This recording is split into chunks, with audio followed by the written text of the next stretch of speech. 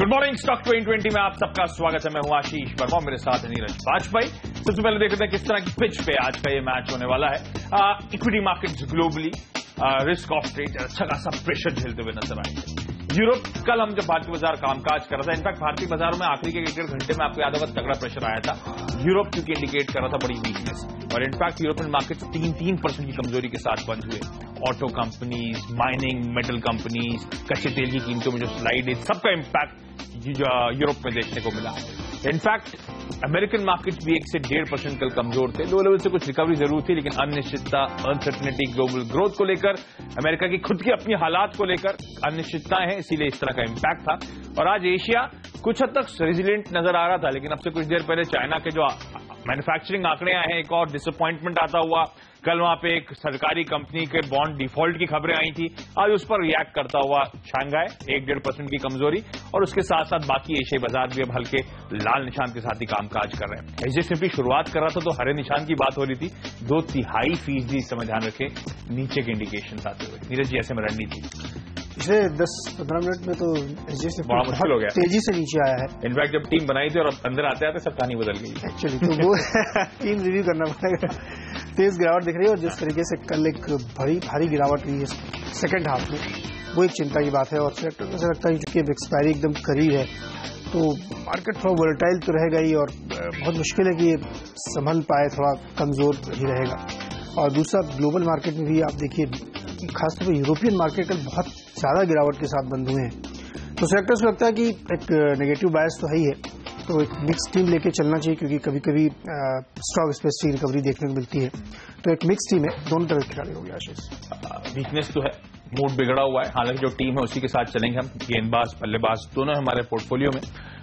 हमें लगता है काफी हद तक जो ग्लोबल डाई हो रही थी, क्योंकि यूरोप उस टाइम पे कमजोर था, भारतीय बाजारों में काफी हद तक डिस्काउंट करने की कोशिश करी थी, तो शायद एचडीएफसी जो दिखा रहा है उन लेवल से कुछ बेहतर ओपनिंग हो सकती है। लाल निशान के साथ कामकाज होगा, लेकिन पॉकेट्स ऑफ स्ट्रेंथ आज देखने को मिलेंगी। एक्सपायरी से पहले शायद कुछ पॉकेट्स में शॉर्ट कवरिंग का सहारा मिलता हुआ नजर आए, तो एक्सपायरी तक का प्ले थोड़ा इंटरेस्टिंग हो सकता है। उस लिहाज से मुझे लगता है थोड़ा सा बल्लेबाजी पर भी फोकस हम करना चाहेंगे इस कमजोर वातावरण में। शुरुआत कहां से? शुरुआत जैसे मैंने कहा कि एक मिक्स टीम लेके चलेंगे, तो एविएशन शेयर दोनों हैं, स्पाइस जेट और जेट एयरवेज, दोनों में ही सेक्टर्स को लगता है खरीदारी करनी चाहिए।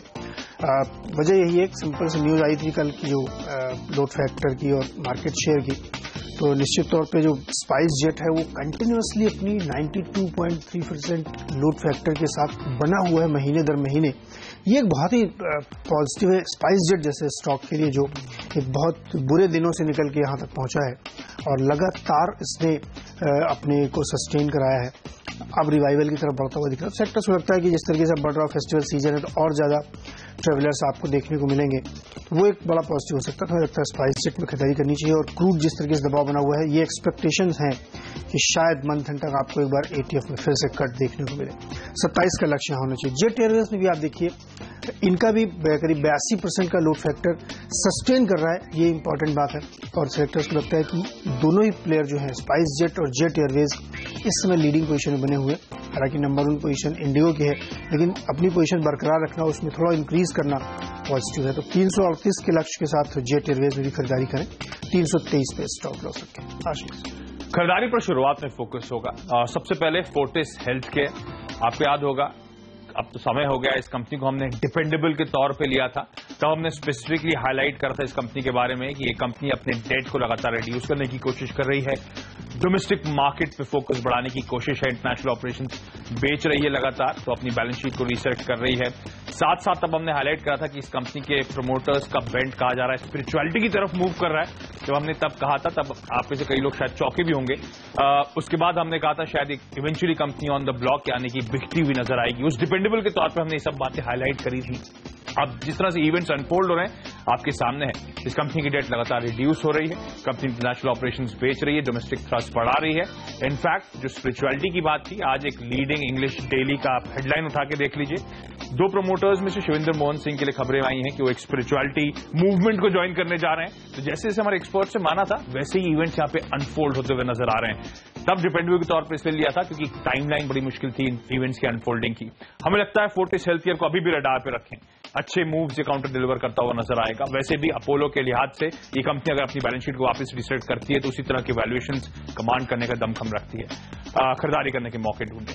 दूसरा स्टॉक है मिंडा कॉर्पोरेशन का, एक ऑटो एंसिलरी कंपनी, एक ऐसी पॉकेट जिसको लेकर बाजार बड़ा कंसर्न है इस समय, और कई स्टॉक्स इस पॉकेट से बहुत तगड़ी पिटाई झेल रहे हैं। ये कंपनी भी इनफैक्ट अपने लोज के आसपास, साल के जो है 68-70 के आसपास उस पर कामकाज कर रही है। साल के हाई ध्यान रखें ऑलमोस्ट ₹100 के आसपास थे। प्रमोटर्स का इस कंपनी में 63% स्टेक है।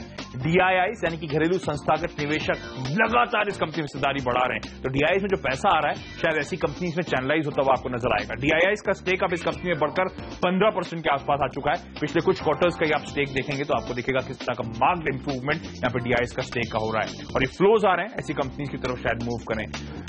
एक इंटरेस्टिंग ऑटो एंसिलरी स्पेस की बात इसलिए मैंने करी थी कि मदन सिंह सुमी को लेकर बड़े कंसर्न्स हैं कि शायद मारुति के लिए जो प्रोमिनेंट क्लाइंट था, वो मारुति के लिए प्रोमिनेंट वेंडर जो था, मारुति अपना वेंडर कंसोलिडेशन कर रही है, कुछ स्पेसिफिक वेंडर्स को पे फोकस न करके ज्यादा डाइवर्सिफाई करने की कोशिश है, ऐसी रिपोर्ट सामने आई थी। फुरुकावा कहा जा रहा था जिसका जेवी है मिंडा कॉर्पोरेशन के साथ, वो शायद अपना यहाँ पे मारुति का एक्सपोजर लगातार और सिग्निफिकेंटली बढ़ाने की बात करी जा रही थी। इवेंचुअली इस कंपनी को अगर ये वाकई होने वाला है, इस कंपनी को भरपूर फायदा मिलता हुआ नजर आएगा। Valuation attractive, business model strong, radar पे रखें इस कंपनी को। आज के लिए लेवल्स आपकी स्क्रीन पर, वक्त है डिपेंडेबल का।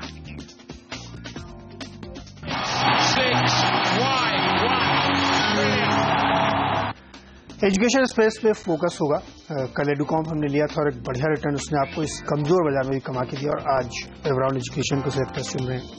वजह यह कि तमाम मंदी और तमाम नेगेटिव खबरों के बीच ये एक ऐसा स्पेस है जहां पे बहुत ज्यादा दबाव आप शायद देखने को नहीं मिलेगा, क्योंकि एक तरीके से प्रूफ होता है और ये एक बेसिक नीड और रिक्वायरमेंट है सोसाइटी की, तो जिसपे एक्सपेंडिचर बहुत कम नहीं होता है। सेक्टर से लगता है स्टॉक पे आपको नजर रखनी चाहिए। चेन्नई बेस्ड कंपनी है, स्कूलिंग और किंडरगार्टन के सेगमेंट में डील करती है।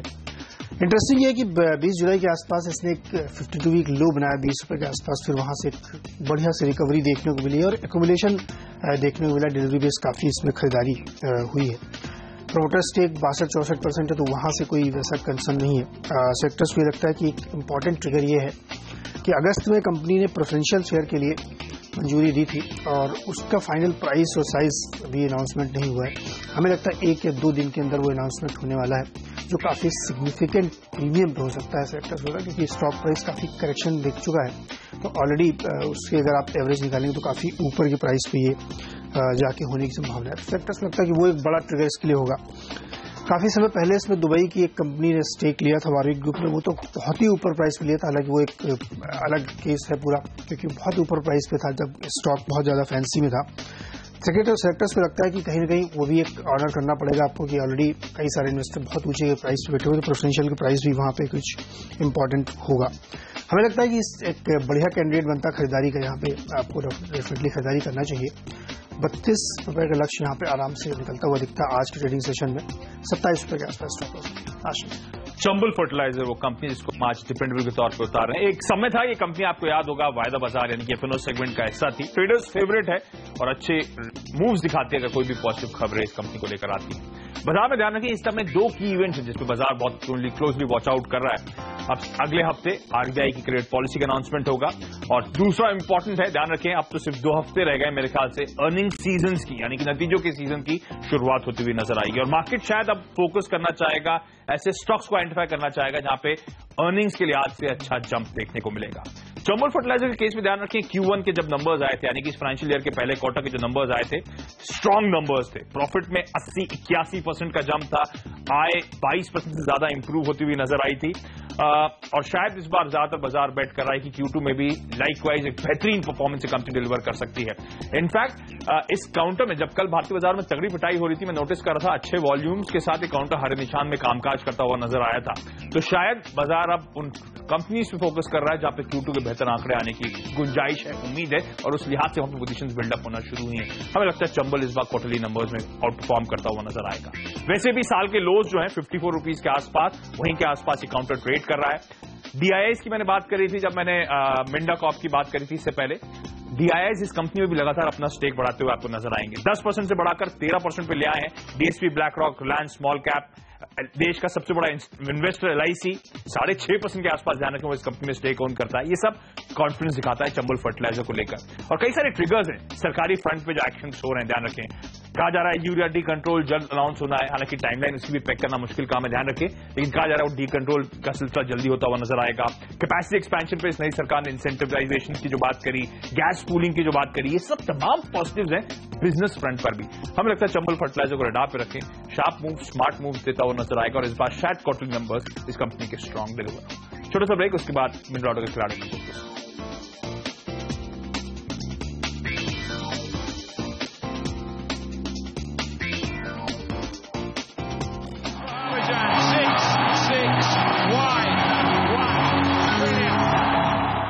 ACC पहला स्टॉक होगा और यहाँ पे शॉर्ट करके चलना चाहिए। सेक्टर्स को वीकनेस दिख रही सीमेंट सेक्टर में, वैसे भी बाजार का जो माहौल है लगातार आप देखिए SGX निफ्टी 62 पॉइंट तक पहुंच गए हैं।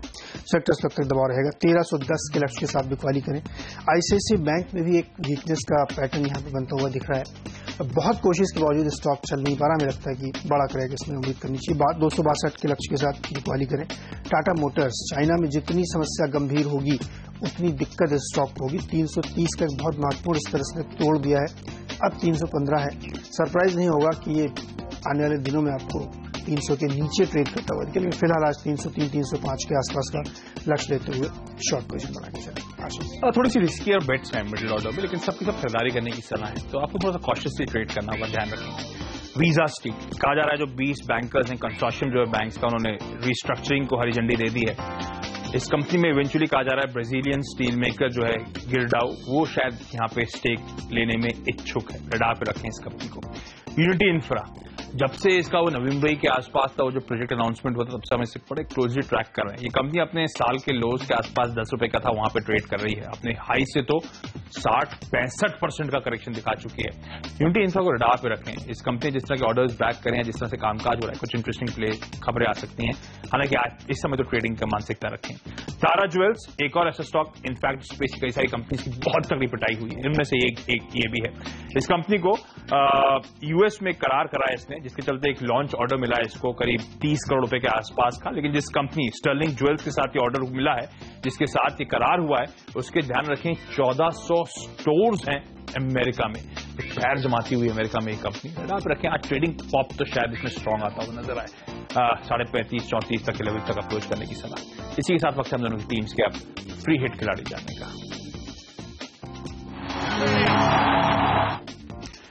यूबी होल्डिंग होगा फ्री हिट स्टॉक, और आपको याद होगा कल हमने NL को फ्री हिट में रखा था और बहुत ही बढ़िया रिटर्न्स ने आपको दिए, डिस्पाइट की मार्केट 500-550 पॉइंट गिरा, तब भी वो 8% क्लोजिंग बेसिस पे आपको रिटर्न दिया। आज हमें लगता है वैसा ही रिटर्न आपको यूबी होल्डिंग से मिलेगा।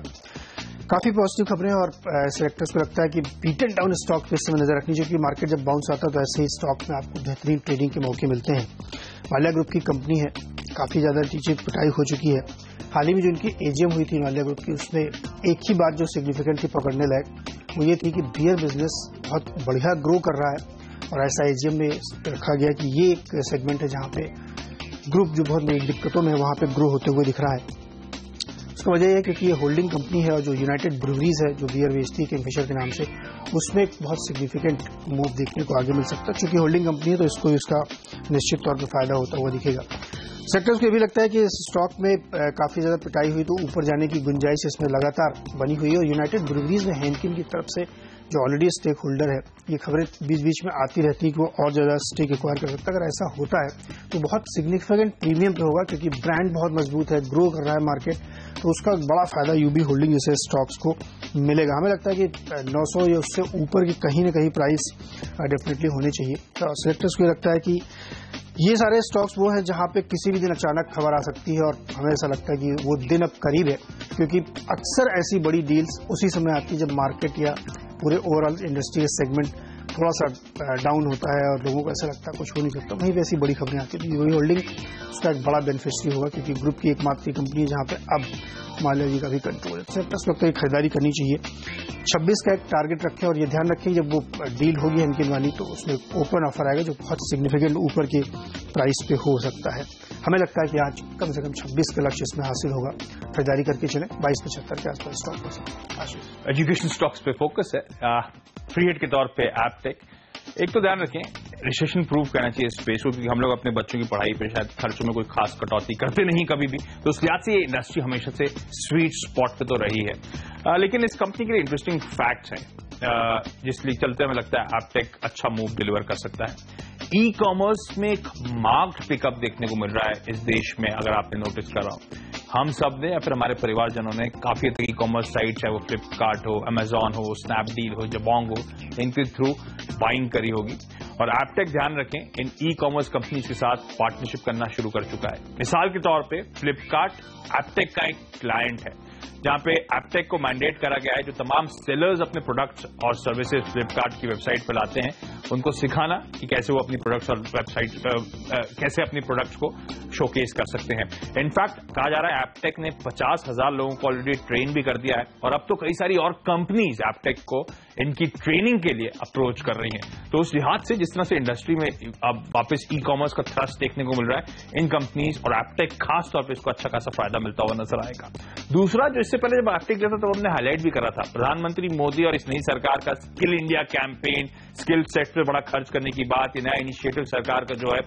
एप्टेक ध्यान रखें स्पेस में ऑलरेडी है, इस कंपनी ने ऑलरेडी ट्रेन कर रखा है, और जिस तरह से सरकार का आउटले है, खर्च करने की योजना है, एप्टेक उस लिहाज से भी आपको बड़ी स्वीट स्पॉट पे नजर आएगी, क्योंकि तमाम इनिशिएटिव्स जो सरकार स्किल इंडिया के तहत ले रही है, स्किल डेवलपमेंट के तहत ले रही है, एप्टेक जैसी कंपनी उस लिहाज से ऑलरेडी इनके पास इंफ्रास्ट्रक्चर है उसे सपोर्ट करने के लिए। वैसे एक ग्लोबल कंपनी, मैं तो सिर्फ डोमेस्टिक मार्केट की बात कर रहा था, 40+ कंट्रीज में अराउंड द ग्लोब इस कंपनी का एक्सपोजर है। राकेश झुंझुनवाला इस कंपनी के अब प्रमोटर हैं, ध्यान रखें आप तो इस कंपनी के चेयरमैन भी हैं वो। इस कंपनी में इंटरेस्टिंग ये भी है कि प्रमोटर्स लगातार इस कंपनी में अपना स्टेक बढ़ाते हुए नजर आए हैं। वारंट कन्वर्जन हुए थे, वो तो 113 रुपए के आसपास पर शेयर पे मैं देख रहा था वारंट कन्वर्जन हुए थे।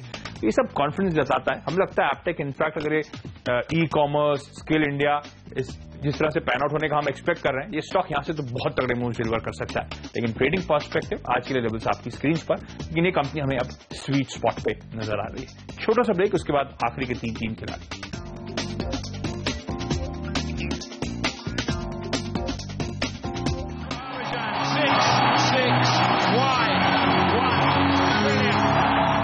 आखिर के 3 स्टॉक्स में वेदांता पहला स्टार होगा, यहाँ पे बिकवाली करके चलना चाहिए। जिस तरह से कल मेटल शेयरों की जबरदस्त एक दबाव देखने को मिला, हमें लगता है ये प्रेशर आज भी कंटिन्यू रहेगा। 85 का लक्ष्य होगा, बिकवाली करके चलें, 94 पे स्टॉप लॉस रखें। टीटागढ़ वैगन एक हमें स्टॉक लगता है यहाँ पे खरीदारी करनी चाहिए। ये कंसोलिडेशन के मोड में था, हालांकि प्योर टेक्निकल कॉल है। 5-10 रुपए ऊपर का लक्ष्य यहाँ बनता है, 115 के टारगेट के साथ इसमें खरीदारी करें, 105 पे स्टॉप लॉस रखें। और अंत में पीवीआर, ये एक बड़ा सिग्निफिकेंट करेक्शन अभी इसने लिया है, हमें लगता है कि ये बाउंस करता हुआ दिखेगा बहुत ही स्ट्रांग जोन में। हालांकि अगर इसमें बड़ी गिरावट दिखेगी तो ये 600 रुपए तक जाना चाहिए स्टॉक, लेकिन पिछली 2 बार ये करेक्ट होने के बाद बहुत तेजी से बाउंस करता जा नहीं रहा, 800 का लेवल ये तोड़ नहीं रहा। सेक्टर्स को लगता है कि बाउंस करेगा। अगर मार्केट ऊपर जाता है तो आज ये 30-35 तक के भी टारगेट आपको दिखा सकता है, तो इसको रडार पर रखिए। खरीदारी सलाह होगी 802 पे स्टॉप लॉस। तीनों बिकवाली करने की सलाह है, और बिकवाली हमेशा की तरह रीजन वही, जिस तरह की पोजीशंस बिल्डअप हो रही है वो शायद इंडिकेट कर रही है थोड़ा सा वीकनेस यहाँ पे कंटिन्यू हो सकती है। ग्रासिम बिकवाली करने की सलाह, हालांकि रीसेंट हाई से अभी भी अच्छा खासा करेक्शन दिखा चुका है, लेकिन हमारे एक्सपर्ट्स मानते हैं अभी भी शायद कुछ प्रेशर झेल सकता है।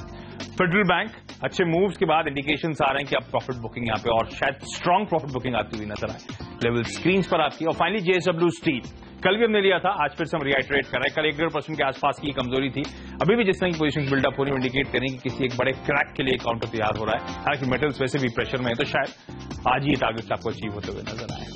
पहले तो एक बार क्विकली रैप अप कर लूं, मेरी 10 की टीम फोर्टिस हेल्थ केयर, जैसे हम एक्सपेक्ट कर रहे थे इवेंट्स वैसे ही अनफोल्ड होते हुए रडार पर रखें इस कंपनी को। मिंडा कॉर्पोरेशन अपने रीसेंट लोज के आसपास एक ऑटो एंसरी स्पेस की कंपनी, हमें लगता है जिस तरह की बातें चल रही हैं इस कंपनी को अच्छा फायदा मिलता हुआ नजर आए। चंबल फर्टिलाइजर, हमें लगता है यहाँ पे जिस तरह से इवेंट्स अनफोल्ड हो रहे हैं, जिस तरह से डीआईएस स्टेक बढ़ा रहे हैं, ये कंपनी स्वीट स्पॉट पे और अपने क्वार्टरली नंबर्स बेहद स्ट्रॉन्ग डिलीवर कर सकती है। Visa steel, unity infra, Tata jewels, ये तमाम वो कंपनीज हैं थोड़ी सी रिस्कियर बेट्स हो सकती हैं, स्ट्रिक्ट स्टॉप लॉस के साथ खरीदारी करने की रुझान के साथ उतरा जा सकता है। फ्री हिट के तौर पर हमने आज एप्टेक उतारा है, क्योंकि हमें लगता है जिस तरह से स्किल इंडिया की बात है, जिस तरह से ई कॉमर्स में बूम है, ये कंपनी बड़ी इस समय स्वीट स्पॉट पे नजर आ रही है इस तरह की ग्रोथ को कैप्चर करने के लिए, शायद स्ट्रॉन्ग मोमेंटम ये काउंटर आगे दिखाए। और 3 स्टॉक्स जिनमें बिकवाली करने की आज सलाह है, जिस तरह की पोजीशंस बिल्डअप हो रही हैं वो शायद इंडिकेट कर रही है वीकनेस, तो ग्रासिम, फेडरल बैंक और जेएसडब्ल्यू स्टील में आज बिकवाली करने की। मेरी टीम में भी आप देखेंगे मिक्स टीम है, खरीदारी बिकवाली दोनों ही स्टॉक है। स्पाइस जेट और जेट एयरवेज खरीदिए, लोड फैक्टर लगातार बढ़ता हुआ दिख रहा है, पिछले 3-4 महीनों से सस्टेन कर रहे हैं, तो दोनों स्टॉक्स में खरीदारी सलाह होगी और एटीएफ के दाम फिर से मंथ एंड में घटने की पूरी संभावना बनती दिख रही है। एवरॉन एजुकेशन कल हमने लिया था एजुकेशन स्टॉक, आज भी उसी पे फोकस है, तो यहाँ पे खरीदारी सलाह होगी। सेक्टर्स ग्रुप तक ये एक ऐसा स्टॉक है जहाँ पे या सेक्टर है जहाँ पे आपको नजर रखनी चाहिए। ACC, ICICI bank, Tata Motors तीनों स्टॉक बहुत कमजोर लिख रहे हैं, पैटर्न चार्ट बनता और बिकवाली करके चले। यूबी होल्डिंग एक वैल्यू बाई भी दिखती है, सेक्टर्स ग्रुप यहाँ पे नजर रखनी चाहिए, तेज उछाल के लिए तैयार हो रहा है स्टॉक। वेदांता मेटल में वीकनेस आज भी जारी रहेगी, बिकवाली सलाह होगी, लेकिन पीवीआर पर नजर रखिए, बाहर के बाउंस होता है तो इसमें बहुत तेज उछाल देखने को मिलेगा। वहीं टीटागढ़ वैगन एक और टेक्निकल कॉल है, खरीदारी की सलाह होगी, तो मिक्स टीम आज भी है। इसी के साथ आशीष और मुझे इजाजत दीजिए, लेकिन आप कहीं मत जाइए क्योंकि ब्रेक के तुरंत बाद लेके आएंगे मार्केट काउंटडाउन और सीएनबीसी बाजार को लेके आएंगे मॉर्निंग टिकर। नमस्कार।